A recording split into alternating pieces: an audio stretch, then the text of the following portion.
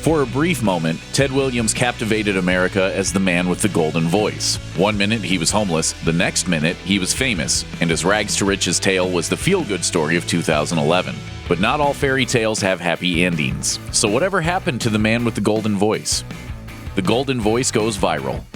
Williams' overnight fame dates back to a video posted by the Columbus Dispatch in 2011. At the time, Williams was homeless and asking for help on the streets of Ohio, aided by a sign that read, "I have a God-given gift of voice." When you're listening to nothing but the best of oldies, you're listening to Magic 98.9. Thank you so much. God bless you. His remarkable sound went viral.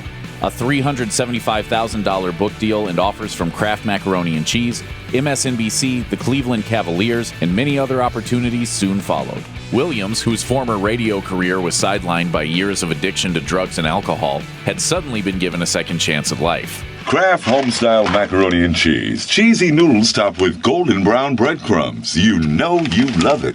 He struggled to stay sober.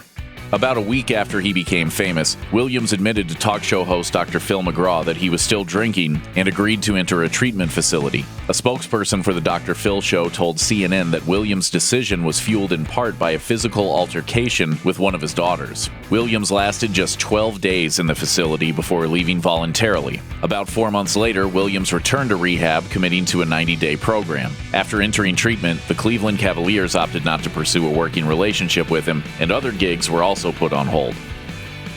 Tell all. Williams appeared on the Today Show in May 2012 to discuss the release of his book, A Golden Voice: How Faith, Hard Work, and Humility Brought Me from the Streets to Salvation. The memoir revealed some startling information, including that Williams was a delinquent parent and had even played a role in prostituting his girlfriend so he could get money for drugs. Despite his struggles, Williams said he was maintaining his sobriety and had surrounded himself with better people this time around, admitting, "I take it one day at a time. I own nothing." In October 2014, nearly 4 years after his life-changing video, the Columbus Dispatch sat down with Williams for a lengthy interview. Williams revealed that despite all the opportunities that came with viral fame, he was struggling to make ends meet due to people taking advantage of him. A lot of things that I signed early on in 2011 probably shouldn't have signed. A lot of people that were involved in my life then shouldn't have been.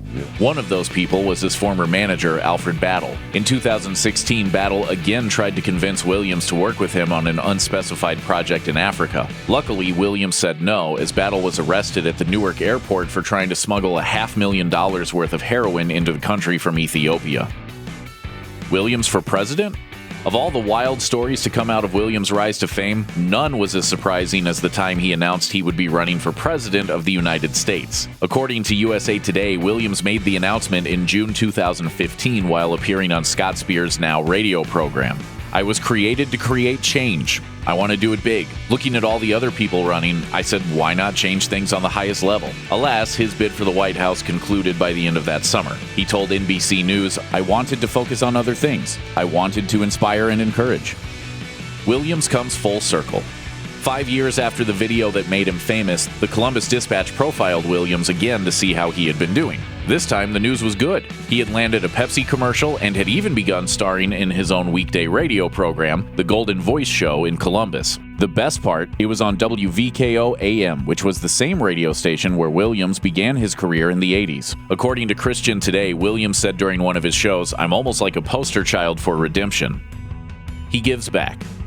In 2016, Williams was featured in one of Oprah's Where Are They Now segments. While recapping the story of his rise, fall, and rise again, Williams became emotional about his desire to leave a legacy of which both his fans and family could be proud. To that end, he has been working with homeless charities, even returning to Friends of the Homeless, a shelter that he once relied on when he was down and out. "I was right there at the head of the line, waiting for my handout. So this is where I have a lot of loyalties now. It's just exciting to meet the people and to embrace them with hugs and all of that stuff, because they know that I was just 5 years ago in the same situation that they were." Williams has even larger charitable aspirations, however. He wants to open up a homeless laundromat so that those who are in the position he once was have a shot at getting back to work, just like he did.